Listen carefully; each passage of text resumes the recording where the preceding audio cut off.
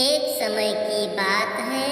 एक किसान था जो कुंदनपुर नामक गांव में रहता था।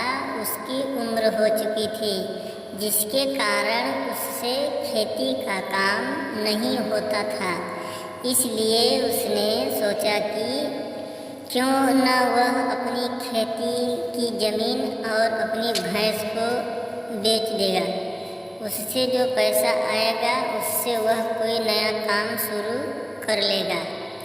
अगले दिन उसने पूरे गांव में चर्चा फैला दी कि वह अपनी ज़मीन बेचना चाहता है और उसे कोई उसकी ज़मीन को खरीदने वाला चाहिए।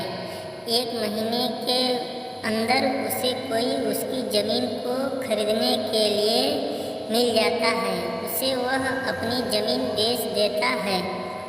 अब उसे बस अपनी भैंस को बेचना था, पर उसे कोई आदमी नहीं मिल रहा था जो उससे उसकी भैंस को खरीद ले। किसान ने बहुत कोशिश की अपनी भैंस को बेचने की, पर वह नहीं बेच पाया। एक दिन किसान को किसी से पता चला कि शहर में मेला लग रहा है। यह सुनकर किसान के दिमाग में एक विचार आता है कि क्यों न वह अपनी भैंस को मेले में जाकर बेचे। अगले दिन वह मेले में अपनी भैंस को बेचने के लिए गया। रास्ते में उसका सामना एक डाकू से होता है।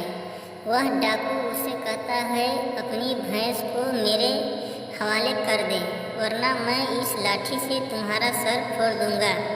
यह सुनकर किसान डर गया और उसने अपनी भैंस डाकू के हवाले कर दी।